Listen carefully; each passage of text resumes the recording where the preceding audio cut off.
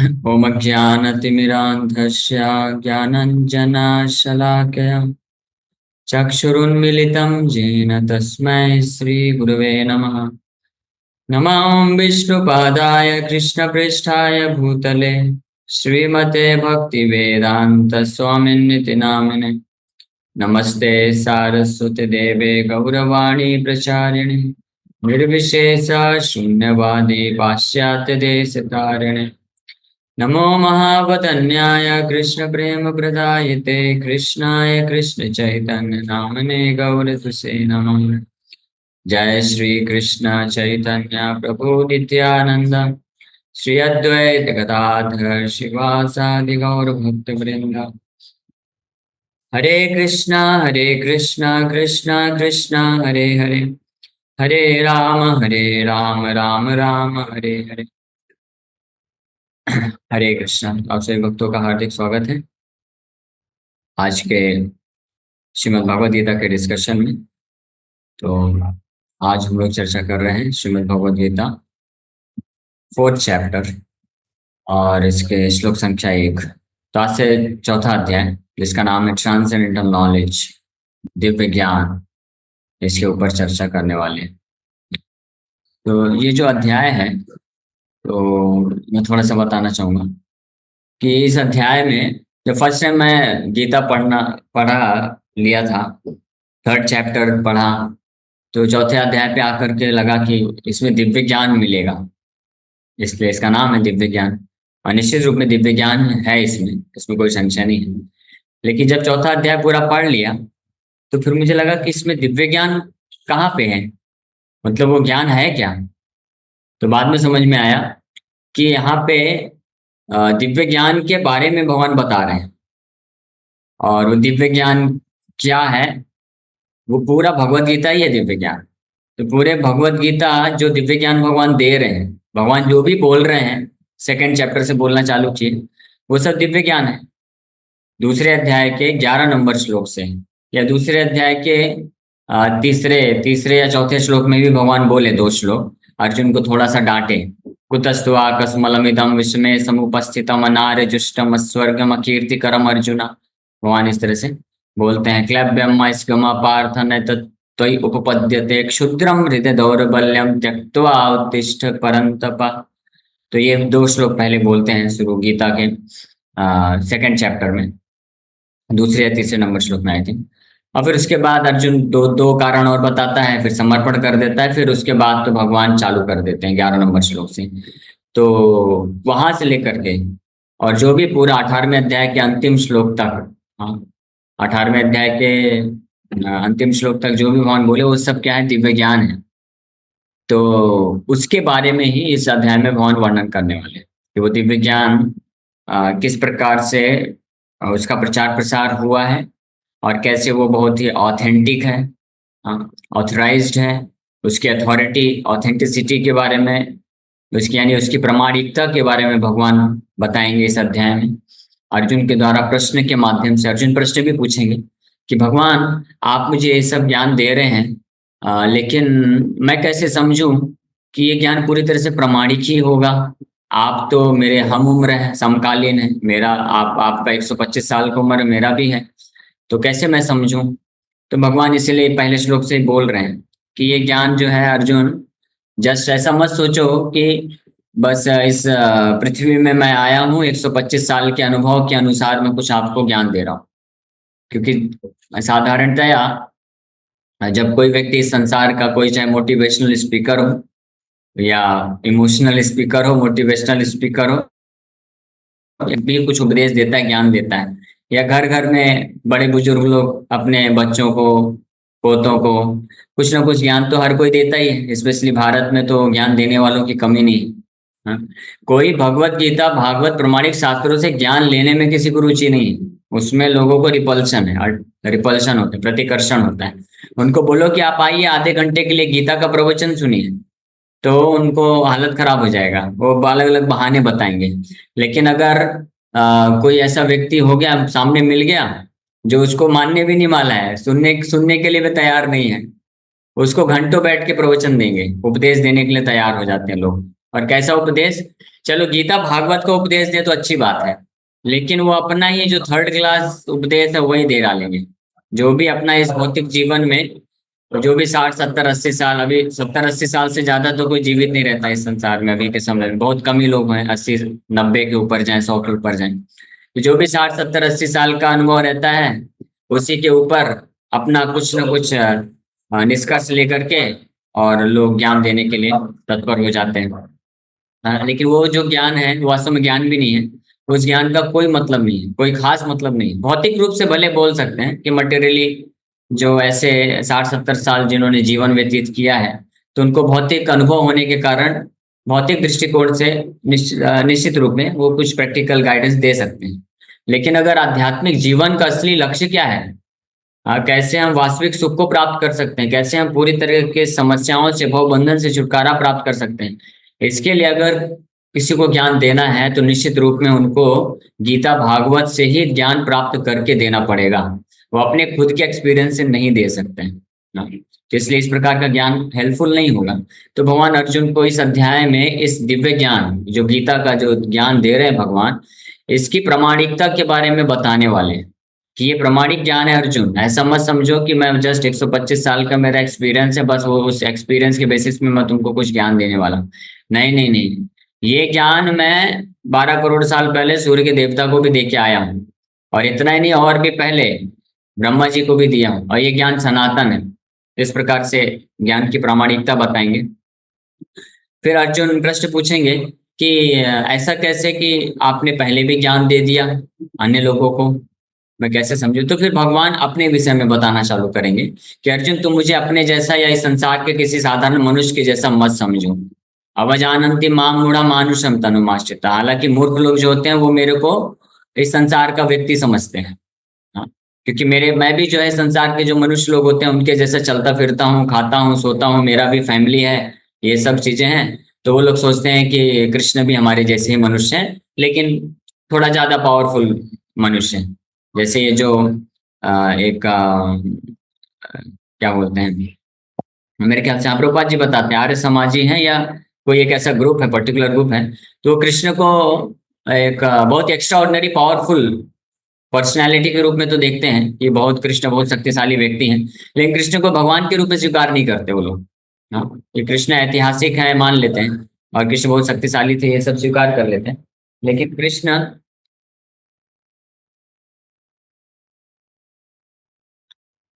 परम भगवान है ये चीज स्वीकार नहीं कर पाते हैं वो लोग।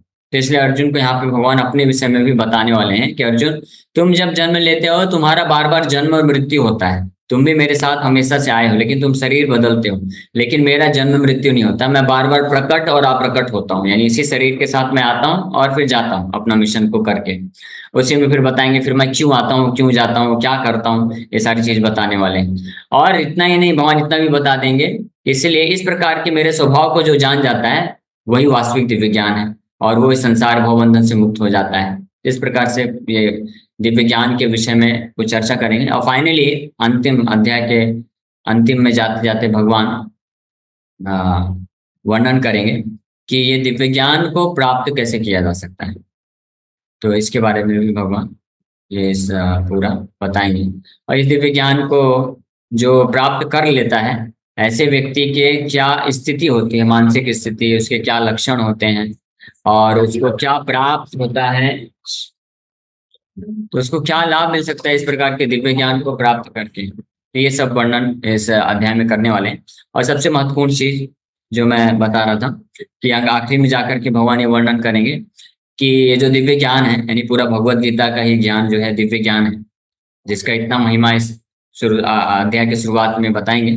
तो इसको कैसे प्राप्त कर सकता है, और कौन योग्य है जो प्राप्त कर सकता है, और कौन योग्य है इस ज्ञान को देने के लिए, ये दोनों चीज बताएंगे। बहुत फेमस श्लोक आप लोग जानते हैं, तद विद्धि प्रणिपातेन परिप्रश्नेन सेव्य उपदेक्षन्ति ते ज्ञान ज्ञानी न तत्वदर्शिना।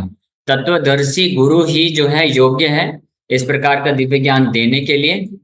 और तत्वदर्शी और जो व्यक्ति इस ज्ञान को प्राप्त करना चाहता है, वो किस भाव में, किस प्रकार से इंक्वायरी करे या प्रश्नोत्तर करे ताकि वो इस ज्ञान को प्राप्त कर सके। तो जब हम इस श्लोक पे पहुंचेंगे तो इस पे विस्तार से चर्चा करेंगे कि क्या तीन महत्वपूर्ण योग्यताएं हैं इस ज्ञान को प्राप्त करने के लिए, और जो व्यक्ति इस ज्ञान को देने वाला है उसकी क्या योग्यताएं होनी चाहिए, तत्वदर्शी होना चाहिए। इसका क्या अर्थ है भी चर्चा करेंगे।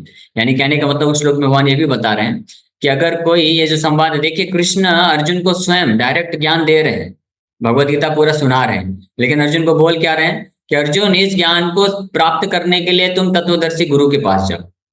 ये चीज तो एक ये महत्वपूर्ण शिक्षा मिलती है कि जब अर्जुन खुद डायरेक्ट भगवत गीता कृष्ण से सुन के भी इस दिव्य ज्ञान को पूरी तरह से साक्षात्कार और समझने के लिए अर्जुन को भी जरूरत है कि किसी प्रामाणिक गुरु का आश्रय ले, भगवान अर्जुन को ऐसा उपदेश दे रहे हैं, तो उस भगवत गीता को कोई अगर स्वतंत्र रूप से पढ़े, भले ही कितना संस्कृत का वो स्कॉलर ही क्यों ना हो, वो इस ज्ञान को समझ नहीं सकता, प्राप्त नहीं कर सकता है। ये यहाँ पे एक बहुत महत्वपूर्ण शिक्षा मिलेगी, भगवान देंगे इसमें। हाँ, यानी भगवत गीता को independent study of book of knowledge will also not help. Prabhupada ji एक तात्पर्य में लिखते हैं कि स्वतंत्र रूप से कोई भगवत गीता भागवत के शास्त्रों को अगर पढ़ता है तो भी उसको ज्ञान नहीं मिल सकता है। उसको ही has to approach a bonafide spiritual master, एक प्रामाणिक गुरु के पास जाकर के, जो शुद्ध भक्त है उसके पास जाकर के इस ज्ञान को प्राप्त करना। इसलिए भगवत गीता का जो नॉलेज है, 9वें अध्याय में फिर से भगवान रिपीट करते हैं, बोलते हैं कि ये जो है परम गुह्य ज्ञान है, राज विद्या राजगुह्यम पवित्रम इदम उत्तमम। ये राज विद्या है, किंग ऑफ ऑल नॉलेज है, यानी सर्वश्रेष्ठ ज्ञान है। लेकिन अर्जुन साथ ही साथ में ये क्या है, परम गुह्य है, मोस्ट कॉन्फिडेंशियल है। हाँ, ऐसा ज्ञान मैं तुमको दे रहा हूँ, ऐसी इसकी विधि मैं तुमको वो भी बता रहा हूँ, तो ये मोस्ट कॉन्फिडेंशियल है। इसलिए भगवद गीता तो अवेलेबल है, कोई भी ले सकता है, लेकिन इसको ओपन सीक्रेट बोला गया है। ओपन सीक्रेट मतलब कि ये आपके पास रहेगा, लेकिन इसका पासवर्ड है, पासवर्ड लॉक है। जैसे किसी का मान लीजिए एप्पल का आईफोन आपको मिल गया हाथ में, लेकिन वो जैसे एक डिब्बा है, जब तक आपके पास उसका उसका पासवर्ड नहीं है कोई मतलब का नहीं। एटीएम कार्ड मिल गया लेकिन कोई मतलब का नहीं, आपको जब तक पासवर्ड नहीं पता है, पिन कोड नहीं पता है, तो आप उसमें से कुछ निकाल नहीं सकते। उसी प्रकार से भगवत गीता को लेकर के हजारों हजारों, 1-2 साल, 60-70 साल तो छोड़िए, हजारों वर्षों तक भी पढ़ता रहे, हजारों जन्मों तक भी पढ़ता रहे, वो उसमें से जो पासवर्ड नहीं अगर उसको पता है तो उसमें से ज्ञान प्राप्त नहीं कर सकता। इसलिए श्रीला भक्तिदास सरस्वती ठाकुर बोला करते थे कि anyone who is trying to understand Krishna on his own, जो कोई भी व्यक्ति जो अपने बल पे भगवान कृष्ण को समझने का प्रयास कर रहा है, कृष्ण को समझना मतलब गीता को समझने का प्रयास कर रहा है, तो बिना किसी वैष्णव, शुद्ध वैष्णव के मदद के, बिना किसी शुद्ध वैष्णव का सेवा किए, उनके मार्गदर्शन में आए, उनसे श्रवण करके अगर कोई स्वतंत्र रूप से या तो खुद से प्रयास कर रहा है, या तो दुर्भाग्यवश अगर कोई ऐसे गुरु के चक्कर में फंस गया है, ऐसे व्यक्ति से मार्गदर्शन गीता का शिक्षा प्राप्त कर रहा है जो व्यक्ति भगवान कृष्ण का शुद्ध भक्त नहीं है, तो निश्चित रूप में वो कभी भगवद गीता समझ नहीं सकता है, कृष्ण को समझ नहीं सकता है, और उसको लगेगा जरूर कि मैं गीता पढ़ रहा हूँ, गीता समझ रहा हूँ। हाँ, तो इसलिए श्रीला भक्तिवेदांत ठाकुर एग्जाम्पल देते हैं कि it's like licking the honey bottle. हाँ, जो शहद का बरनी बोलते हैं, ट्रांसपेरेंट कांच का बर्तन होता है, शहद है उसमें, तो बाहर से शहद दिखता है, लेकिन उसी तरह से जैसे ढक्कन बंद है और कोई बाहर से शहद को देख करके चाटने का प्रयास कर रहा है, लेकिन there will be no test. Rupal ji बताते हैं कि उसमें उसको कोई टेस्ट नहीं मिलने वाला है, वो बस कितना भी उसको लिख करता रहे उसको टेस्ट नहीं मिलेगा। उसी प्रकार से जो खुद के प्रयास से गीता पढ़ता है, या किसी ऐसे व्यक्ति के माध्यम से गीता सुन रहा है, पढ़ रहा है, जो शुद्ध वैष्णव नहीं है, शुद्ध भक्त नहीं है भगवान का, तो उसका प्रयास इसी प्रकार से विफल हो जाता है और जन्म जन्मांतर तक वो फंसा रह जाता है। तभी तो देखिए भगवान शिव स्पष्ट बोले कि सकृत गीतामृतम स्नानम संसार मलनाशनम। हाँ, ये गीता महात्म्य पे हम श्लोक चर्चा किए थे कि अगर कोई एक बार भी इस भगवत गीता के अमृत में जो संदेश है उसमें स्नान कर लेता है, यानी सुन लेता है, समझ लेता है, तो उसका संसार का मल पूरी तरह से खत्म हो जाएगा, जन्म मृत्यु के चक्कर से छूट जाएगा, उसके हृदय से सारी वासनाएं, काम क्रोध लोभ मद मत्सर सब नष्ट हो जाएगा और कृष्ण का वो प्रेमी भक्त बन जाएगा। ये भगवत गीता को मात्र एक बार अच्छे से कोई समझ लेता है, सकृत मतलब वंस ओनली, एक बार भी कोई अगर समझ लिया तो ये प्रभाव है ये भगवत गीता का। हाँ, तो सोचिए इस संसार में कितने, भारत, न केवल भारत में बल्कि विदेशों में भी कितने लोग हैं, हजारों नहीं लाखों की संख्या में लोग हैं जो गीता को पढ़ रहे हैं, गीता पे रिसर्च कर रहे हैं, पीएचडी कर रहे हैं, लेकिन कोई कृष्ण का भक्त क्यों नहीं बन पा रहा है? क्या कारण है? कृष्ण के प्रति प्रेम विकसित करना तो दूर की बात है, कृष्ण को समझ भी नहीं पा रहे हैं। ऐसे कितने, न केवल रीडर्स जो पढ़ते हैं, बल्कि ऐसे कितने ही राइटर्स हैं जो भगवत गीता पे टीकाएं लिख रहे हैं। कृष्ण के प्रति प्रेम विकसित करना उनके लिए भी तो दूर की बात है, कृष्ण को समझना भी दूर की बात है। यहाँ तक कि वो कृष्ण की गीता पे टीका लिखते हैं और कृष्ण को ही नहीं मानते हैं।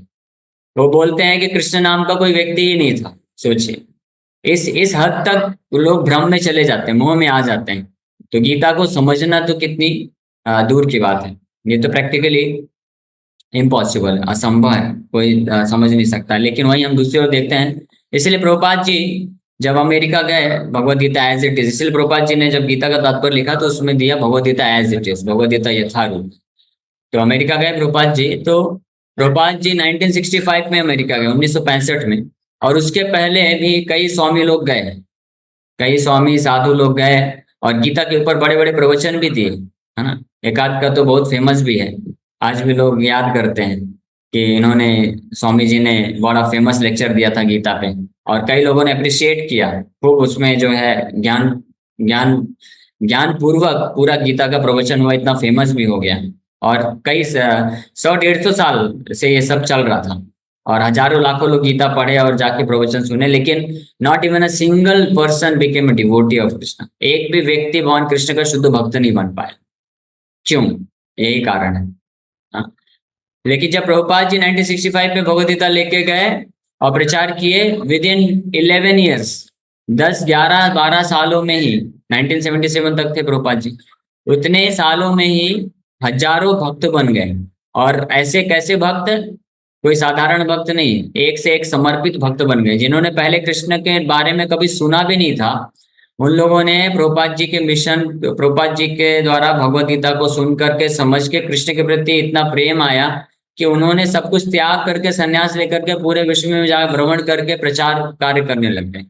आप ये एक रिजल्ट है जिससे पता चलता है कि प्रभुपाद जी जो भगवत गीता हमको प्रस्तुत कर रहे हैं, वो इस वर्ष, इस क्वालिफिकेशन को पूरा करता है कि जो कौन योग्य व्यक्ति है जो भगवत गीता को दे सकता है, प्रदान कर सकता है, हाँ, वो पासवर्ड के साथ। तो इसीलिए ये अंतिम में जाते जाते भगवान इस बात पे भी प्रकाश डालेंगे। तो हम लोग ये चालू करते हैं। फर्स्ट फर्स्ट श्लोक का है ट्रांसेंडेंटल नॉलेज। और एक महत्वपूर्ण चीज है, देखिए, ये भी आपको बता देते हैं, कल से फिर पहला श्लोक चालू करेंगे।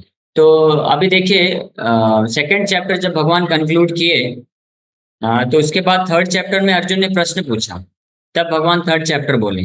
फिर थर्ड चैप्टर कंक्लूड करने के बाद अर्जुन ने एक और प्रश्न पूछ लिया, क्वेश्चन आंसर सेशन हुआ काम वासना के ऊपर, तो भगवान ने उसने उस पर भी उत्तर दिए। लेकिन ये फोर्थ चैप्टर दिव्य ज्ञान है, तो इसके लिए अर्जुन ने पूछा नहीं भगवान को, भगवान खुद ही बोल रहे हैं। फोर्थ चैप्टर के पहला श्लोक में लिखा है श्री भगवान वाचा, यानी दिव्य ज्ञान के बारे में भगवान खुद ही बता रहे हैं अर्जुन को, कि अर्जुन को पूछने की आवश्यकता नहीं पड़ी, क्योंकि भगवान थर्ड चैप्टर में ये जो दिव्य ज्ञान है उसकी शुरुआत कर दिए हैं। और ना केवल शुरुआत किए हैं, इनफैक्ट भगवान जो है कंक्लूड भी कर दिए। पूरा दिव्य ज्ञान वास्तव में थर्ड चैप्टर में भी भगवान ऑलरेडी दे चुके हैं, लेकिन उसको और एक्सप्लेन करेंगे और विस्तार से और अच्छे तरीके से अन्य अध्याय में देने वाले हैं। 5th चैप्टर, 6th चैप्टर, फिर स्पेशली 9th एंड जो 12th चैप्टर है और 18th चैप्टर है, 9वां, 12वां और 18वें अध्याय में तो भगवान पूरा स्पष्ट कर देंगे। तो तीसरे अध्याय में भी जब दिव्य ज्ञान देना चालू किए, तो उसमें भी अंतिम में जाते जाते कर्म कांड और कर्म योग ये सब से चालू किए, फिर अंतिम में जाते जाते 30 नंबर श्लोक में भगवान बोल दिए, फाइनल कंक्लूजन दे दिए अर्जुन को, मई सर्वाणी कर्माणि संन्यास अध्यात्म चेतसा, कि अर्जुन सबसे जो है ये सबका निष्कर्ष ये है कि तुम अपने सारे कर्मों को मेरे लिए अर्पण करते हुए करो, काया मनसा वाचा। सर्वाणी हमने चर्चा किया था उस श्लोक में बड़े विस्तार से। सर्वाणी कर्माणी मतलब तन से भी, मन से भी, बुद्धि से भी, जो भी हम कार्य करते हैं उस सब के सब भगवान के लिए होना चाहिए। मन का कार्य सोचना, तो भगवान बोल रहे हैं मन 24 घंटे सोचता रहता है ना, तो भगवान बोल रहे हैं सर्वाणी कर्माणी, यानी अपने मन के सारे कार्यों को मेरे को अर्पण करो, सारे कार्यों को, यानी 24 घंटे भगवान के बारे में चिंतन करो। तो आ गया 9th चैप्टर में जो कंक्लूजन है ना, मन मना भव मद भक्तो मद्याजी माम नमस्कुरु, वो 3rd चैप्टर भगवान ऑलरेडी बोल दिए, मई सर्वाणी कर्माणि संन्यस्य अध्यात्म चेतसा, कि अपने मन के भी सारे कार्यों को मुझ में लगा दो, यानी मन से केवल मेरा ही 24 घंटे चिंतन करो। बुद्धि के कार्यों को यानी मेरे लिए ही केवल प्लानिंग करो, कुछ आपको बनाना है, क्रिएट करना है तो मेरे लिए करो। हाँ, और इंद्रियों से, शरीर से तुम कुछ करते हो तो मेरे लिए अर्पण करो। तो इसका मतलब ये कंक्लूसिव वर्स है पूरे भगवत गीता का। तो ये भगवान चालू कर दिए और अर्जुन को दे दिए। अब भगवान का ये इच्छा हुआ कि इस दिव्य ज्ञान को मैं दे तो रहा हूँ, लेकिन कोई संशय नहीं रहना चाहिए अर्जुन के हृदय में। वास्तव में अर्जुन के माध्यम से हम सब के लोगों, हम सब के हित के लिए भगवान ये स्पष्ट करना चाहते हैं। इसलिए 4था अध्याय भगवान जो है हम सब के हित के लिए बोल रहे हैं, बता रहे हैं, ताकि हम लोग इसको समझ सकें। और इसका जो 3rd चैप्टर में जो दिव्य ज्ञान चालू किए हैं उस पर हमको और श्रद्धा आए।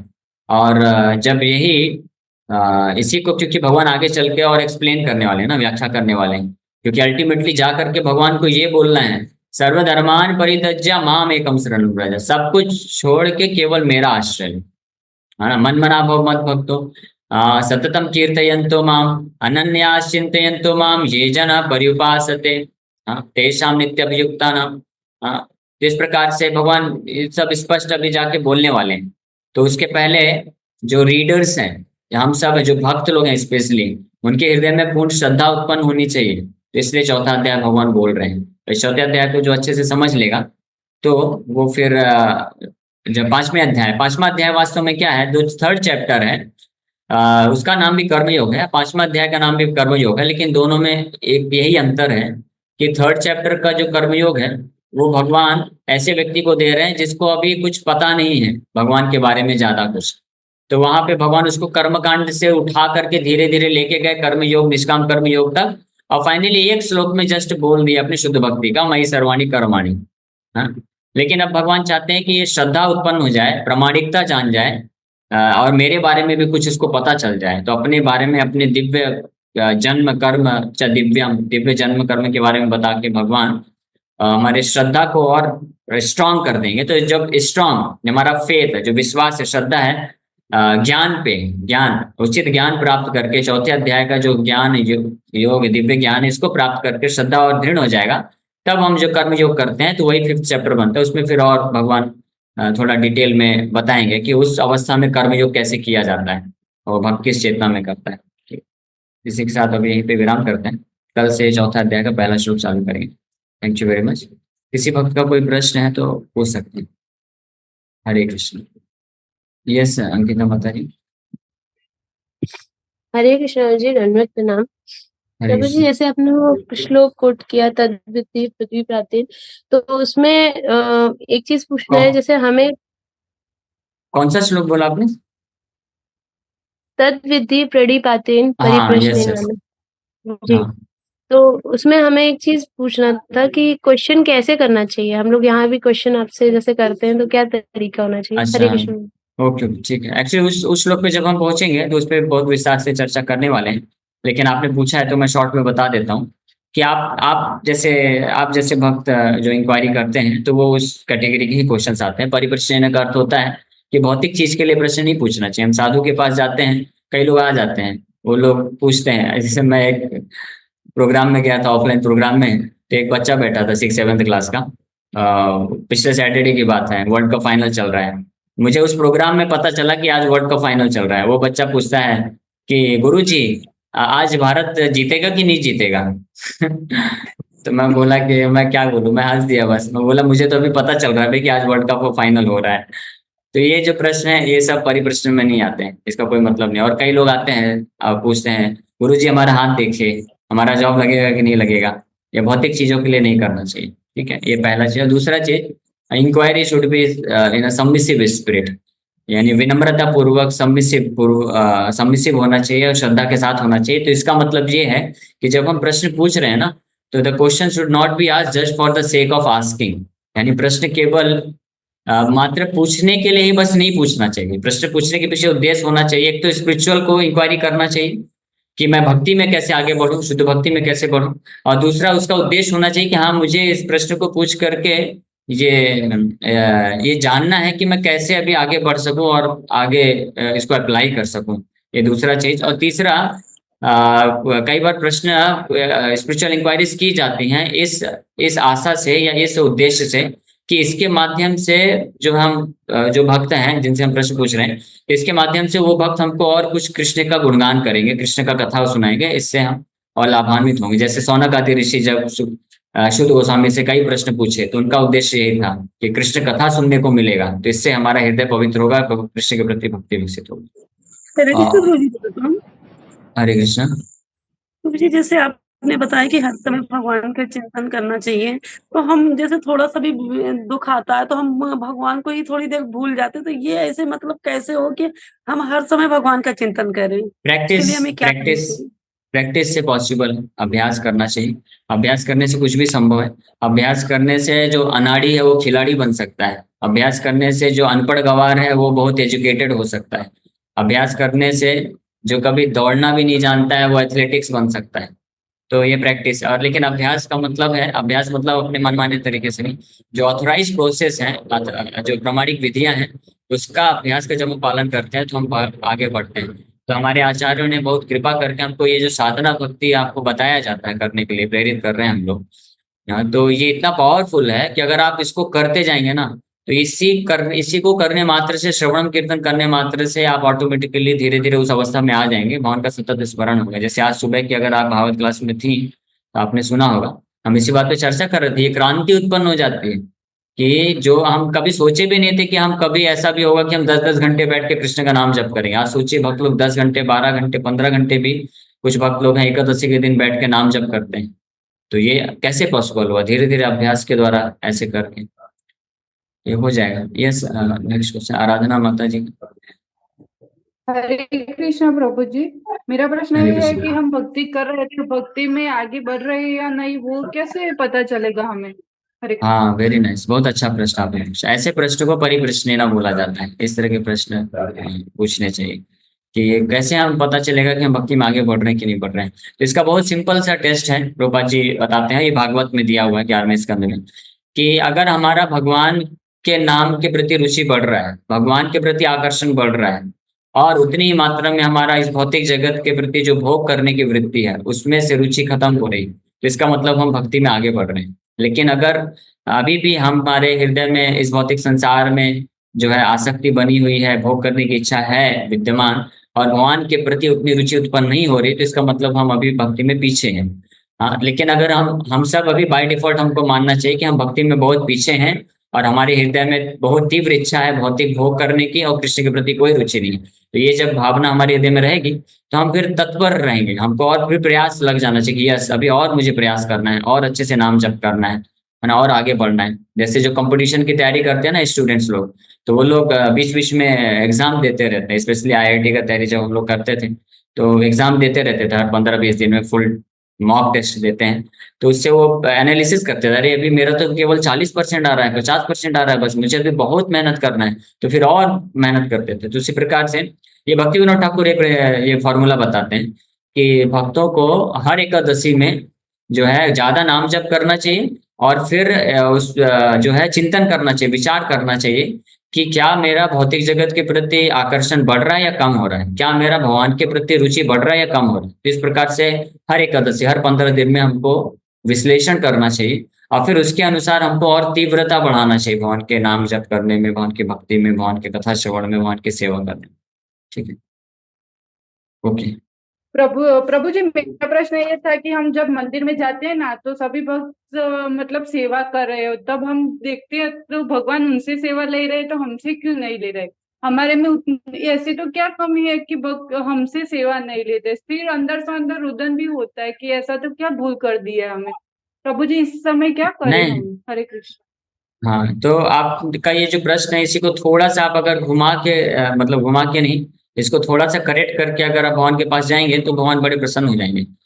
तो आप भगवान को पूछ सकते हैं, भगवान को प्रार्थना कर सकते हैं कि भगवान मेरे हृदय में जो भी कमी है, जो भी भूल है, जिसके कारण भी मैं आपके सेवा को प्राप्त नहीं कर पा रही हूँ, तो आप कृपा करके, आप बड़े दयालु हैं, आप मुझ पर कृपा करिए कि आप मुझे अपनी सेवा में लगा के रखिए। तो प्रार्थना में बहुत से हमको भगवान को प्रार्थना करना चाहिए।